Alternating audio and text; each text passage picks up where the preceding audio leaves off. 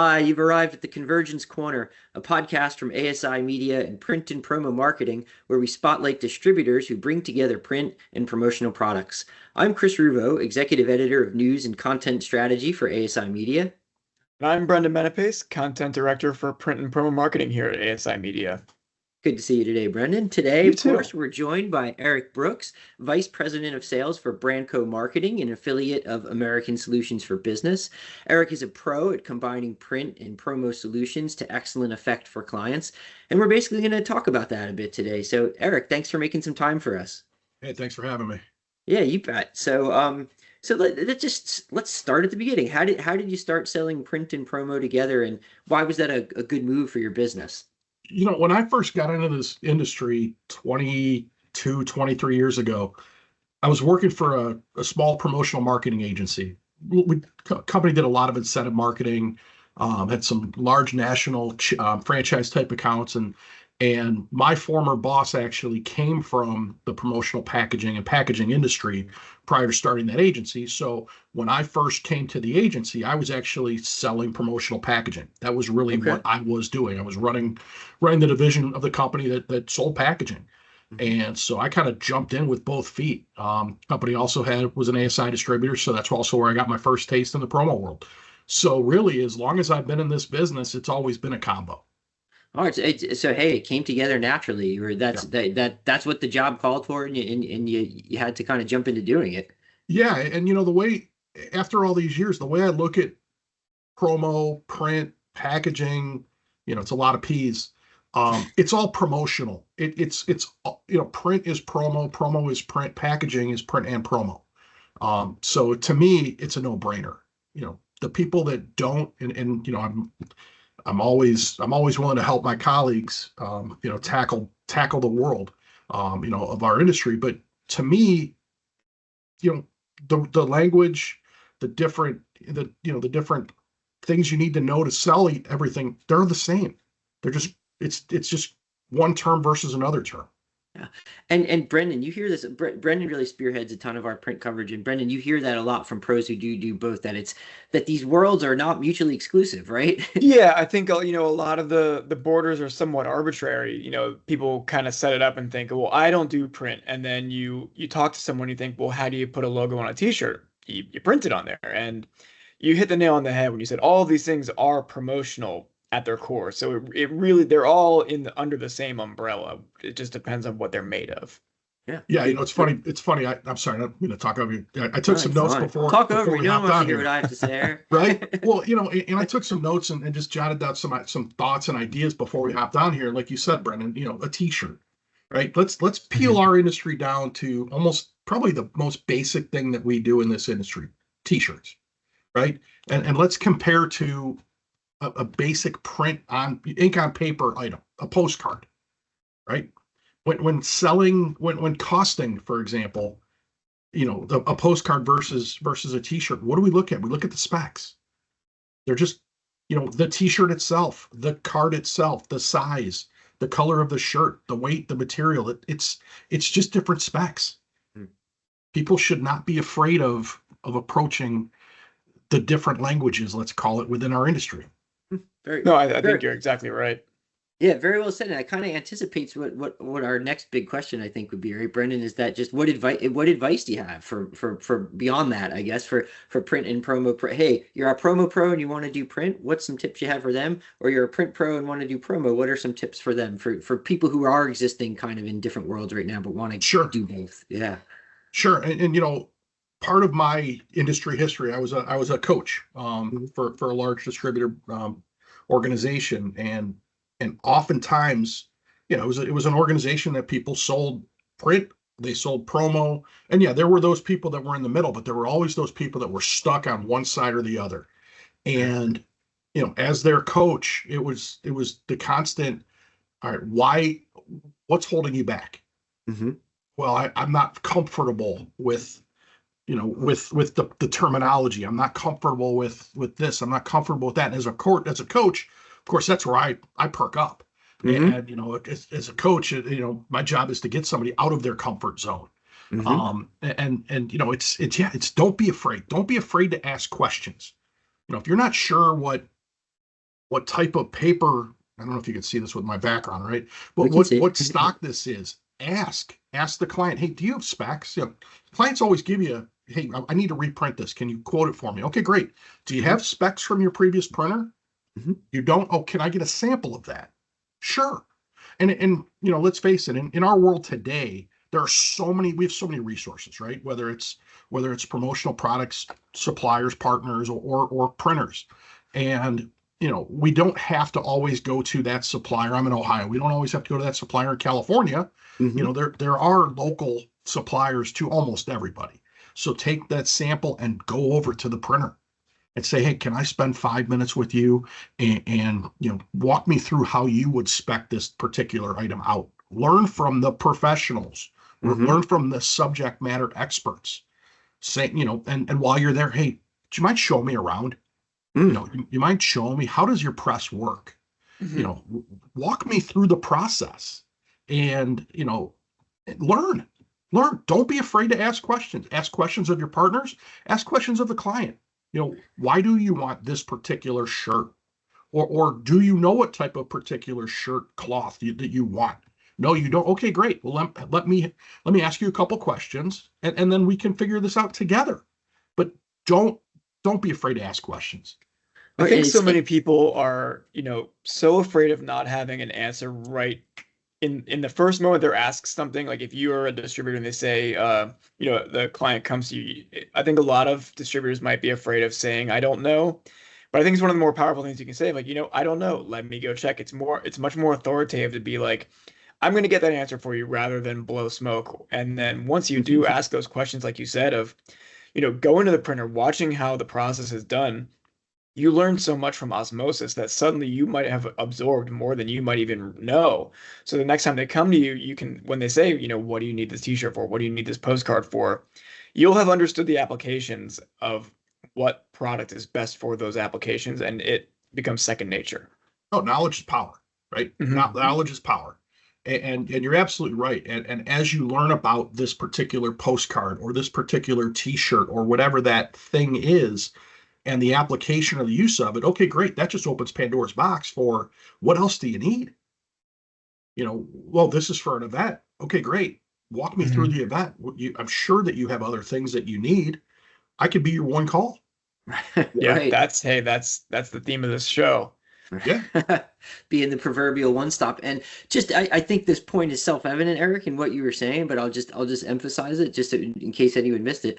Those printers and those suppliers generally want to help you because if they're going to make you Mhm. more educated and a better, more effective seller, you're going to be selling their solutions because you're going to need to partner with them for these things. So it makes sense, right? To leverage the resources they have because it's a mutually beneficial relationship and they're gonna want to help you.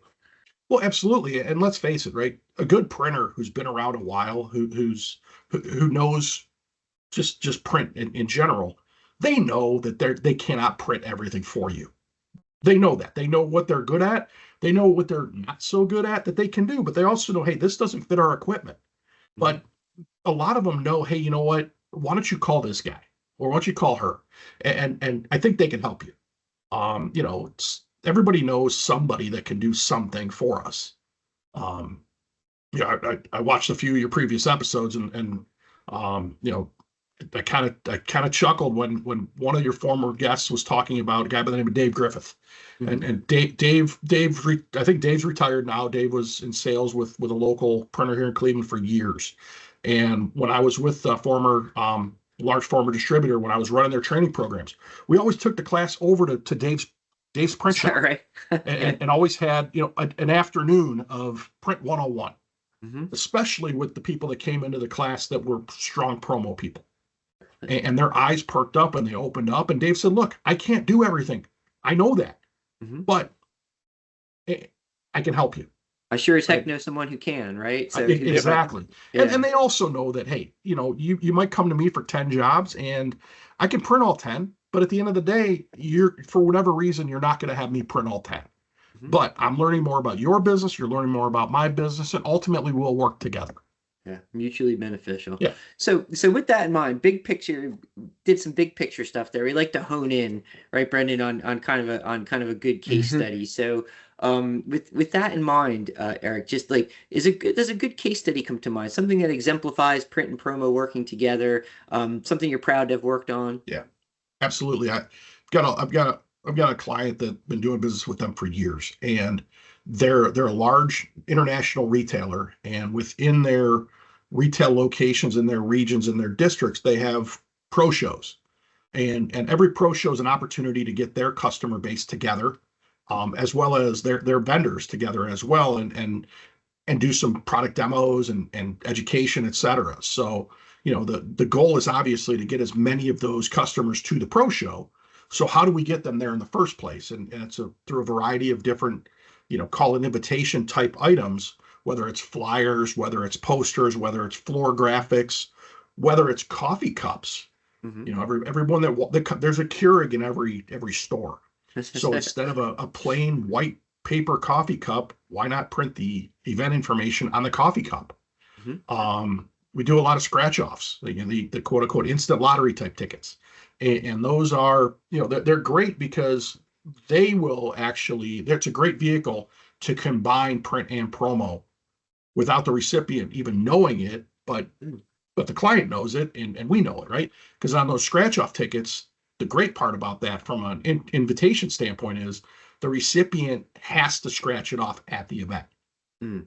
So if they want, you want as many people to get to the event, well, you pass out as many of the cards as you can, and clearly printed on the card is, redemption at event only. And there's a table at the event. It's the prize table. And you go to the table and let's say we print 1,000 of those cards, and every one of those cards has a winner. Huh. So it could be a hat, it could be a whatever, it could be a discount, it could be a product, it could be one of their products, it could be a promo product, it could be a grand prize, it could be a smoker, it could be Ooh. a solo stove, it could be a trip to Las Vegas, whatever you want to make it. Yeah. Well, and working with our production partners, we tell them, okay, the production runs 1,000 pieces. Well, we have X number of this prize, Y number of this prize, Z number of this prize, and that's how many of each prize is printed, and they're randomly sorted. So nobody knows that the 27th person that shows up is gonna, scratch off that trip to Vegas, right? Hmm. Because obviously too, then they're distributed amongst the stores within that area, that region, that district. So nobody really has a clue who's gonna win. Um, and from a protection standpoint, there's insurance behind it. So if there's a print error and all of a sudden there's 3 trips to Las Vegas and really only one was intended, there's insurance that's going to cover that cost. Oh, So wow. don't worry about, oh my God, what if we have an issue? But there's your opportunity. Okay, now great. So you want people to come to your event. You want people to talk about the event. You want people to be excited about the event before the event and then after the event. I think it's a cool combination of print and promo. A lot of times we've discussed things like kits where the print product is maybe the packaging or an insert or something like that. But this is cool how it's kind of multifaceted and there's multiple locations for it where you have the print product as the call to action and then the promo products are the gifts themselves. So how did you kind of think about the products that you would use, like the promo products that you would use as this campaign for the rewards? Sure. And each one of these pro shows has a theme. Hmm. So whether it's based on the location of the event, so in Cleveland, for example, right, we're the rock and roll capital of the world. So it's been at the Rock and Roll Hall of Fame before. It's been at one of the casinos before. A lot of them are at stadiums or things like that. So if it's in an area where there's a professional soccer team, it could be soccer themed. It could be baseball themed. It could be rodeo themed. Whatever the theme is. So that's where we start. To me, it's no different than a trade show, right? You've got a theme to the show or a theme to your booth, so your giveaway is going to be tied to that theme, right? So that's option number one. As far as the product mix, option number two is always get to know your client. Get to know your client and their audience and what appeals to them. To me, in the promo space, we all get so much that ultimately we throw it away. Even those even those of us who sell the products, Hmm. You know, we walk a show floor and we collect a lot of stuff, and ultimately we dump the bag out on our hotel bed and say, okay, I make my keep pile and make my throw pile. Well, ultimately you want everything to make that keep pile. So I Mm. look at it as what's functional. You know, you want something that recipient is going to be able to use on a regular basis, and they're not going to want to throw it away. To actually be I think quality comes into play there too, right? Yes, Like with yes. because like if it's something that even if it's useful but it only works 2 or 3 times, like that's not going to help either. So I imagine quality is a big part of the equation too for this one. You know, I've got a philosophy in this business, and I chuckle when I say that word because my daughter, who's in college, was just asking me about philosophy. She's taking a philosophy class for the summer, my philosophy as far as working with my clients is it's the old Vidal Sassoon motto, right? If you don't look good, we don't look good. Yeah. So quality is 100% critical.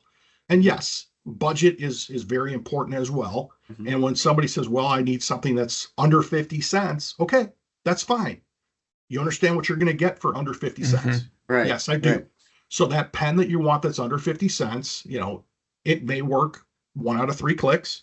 And if that's what you want, that's okay. Hmm. Right. But it's at the end of the day, quality, because at the end of the day, if it's something you want somebody to use continually, well, if it doesn't work, they're not going to use it. It's that simple. So yeah, quality is so important. I think there was the other Sassoon motto, which is you get what you pay for. Yes. Yeah. Very good.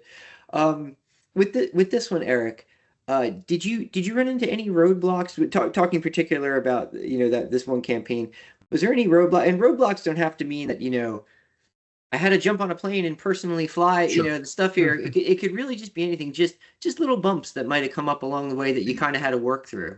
Yeah, I mean, initially it's that budget conversation, right? I mean, because a scratch off card as an example is the size of a postcard, right? It could be any size, but let's just say it's a 4x6 postcard.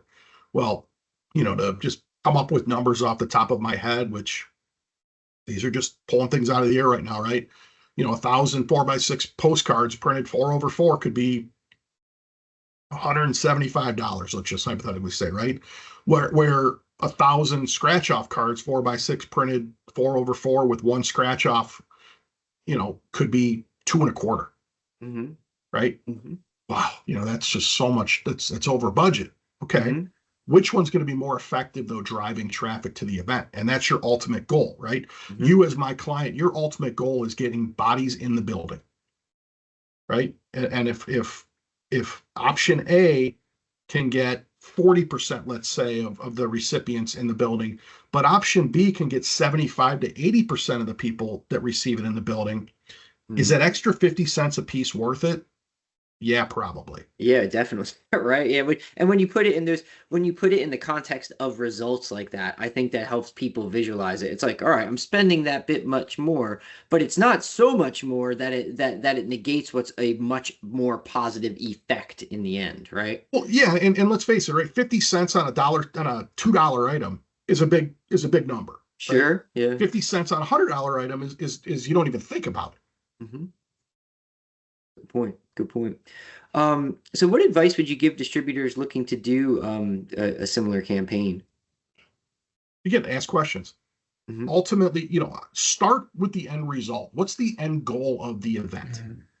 Right? And there's going to be multiple goals, but what's the end vision of we're having an event? And what's the ultimate, if we provide our attendees with the greatest experience possible, Hmm. what does that look like? And go backwards from there. Peel that onion back from there.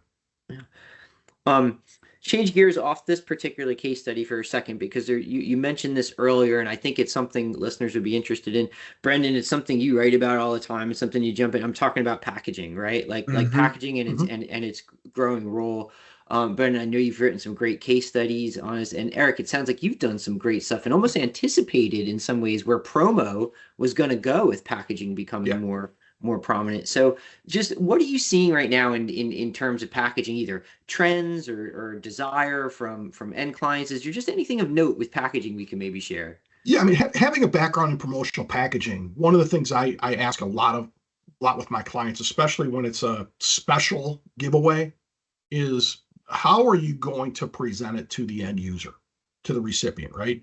Is it just going to be you're putting your tumbler on the table, or is it you want to hand them something that creates more of an experience, whether it's a hype box for an event or if it's a new hire kit, whatever that might be. And you know, and then that opens their eyes to, you know what, never thought about that, right? That's a great question. I was just going to put it in a tote bag. Well, if you could put it in a branded box, right, and that branded box is printed on both sides, and just take a new hire kit or a new client gift, right? I work with clients of mine who are always acquiring new customers, Mm-hmm. and they want to do things that when they sign that new customer on, you know, because their business is residual. I want to thank the client. I want to welcome them to our team. Well, then in that welcome package is that box that's branded, you know, outside for whatever the campaign is, whatever your messaging is, whatever. And on the inside, maybe there's printed on the inside of the lid is a letter from the CEO or from you, the salesman, or from whomever. Mm-hmm. And it gives that personal touch, that warm fuzzy feeling, right? Sure. Well, like you That's said, these are all promotional, and if you have the opportunity to make any aspect of your campaign promotional, why wouldn't you? Why wouldn't you take advantage of every surface you can? Hmm. Yeah, and why not create a memorable experience?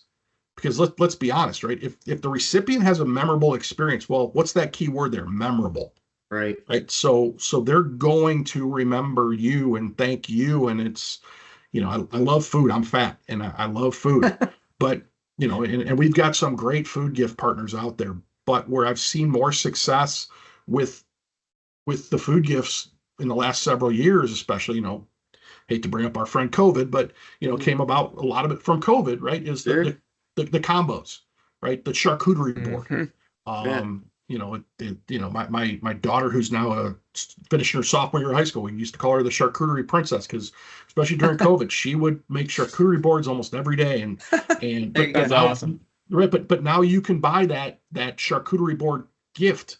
You know, we sell it, right? It's a Yep. branded Mm-hmm. cutting board, and it's the edibles are gone. The The at-home consumables are kits for gone. things you used to go out and do. Yeah, Yeah. right. But once they're consumed, they're gone, right? Yeah. Right. But what's that lasting effect? What's creating that memory that will be there forever? I mean, there's other things in our world today that, you know, let's face it, right? For every one of this, there's 27 of the same thing, right? Mm-hmm. So how do we create more of a lasting and memorable experience? And is it some sort of perpetual branding? Is it a combo item? Is it something that's multifunctional? Is it something that again, it's creating that package package that puts it all together? Good stuff. And let's well, first off, Eric, thank you for giving us some time today. It's a question we want to hit you with. We're just gonna move on to some final thoughts here. Brendan, I'm just curious, any reflections on what Eric said, any big takeaways you think people should walk away with, or No, I think the biggest takeaway is what you said earlier, just like don't be afraid to ask questions. And if you don't know something, just ask and, rely on your supplier partners. I've had so many conversations with them where they're saying like just ask. They are always all too happy to educate distributors almost, you'll learn too much. yeah, good way to put it. Yeah. I'll say for me, like that would have been mine for sure. Mhm. I would say in addition to that, Eric, I loved your approach on that particular case study where you're like, let's start with the theme of the event. Let's know who the Mhm. client, like what the client's all about, and what their goals are. Let's know who the predilections or interests of the audience. And from that knowledge base, that's where we're going to grow the types of products and initiatives we need to make this work. It's like you're not putting the cart before the horse or whatever, right? You're starting with that and letting that dictate what you do. Well, yeah, and let's face it. I mean, I know we're talking about print here, but from a promo standpoint, right? But when somebody attends a trade show, an event, whatever it might be, and your client is exhibiting or attending there as well, you know, their audience is there. Well, let's face it, the audience attends a lot of those shows also. Mm. So if they're going to show A and show B and they come by your booth and you've got the same thing every single time, Do they want? Are they going to come by? I mean, people like free stuff. Like, let's be honest, people like free stuff. That's why we love this industry. Right. But you got to keep it fresh. But Gotta keep it fresh. knowing their objectives and their audience is paramount. All right, very good. Great place to end it. But Eric, of course, I'd be remiss if I didn't ask you just any other final thoughts or big takeaways for folks. No, just again, don't be afraid. It's okay to learn. You know, if like I said, I used to be a coach, and I'm a coach in the athletic world today too. And you know, if you can learn something every single day, it's a victory. Mm-hmm. Right? We should force ourselves to learn something every single day. So learn about our clients. Certainly that applies. Certainly that applies for the world of print and promo, because there is always new things happening. So great place to end it. Eric Brooks, thank you so much for joining us, giving us a half hour of your time today. Really interesting conversation. Thanks so much. Thanks, guys.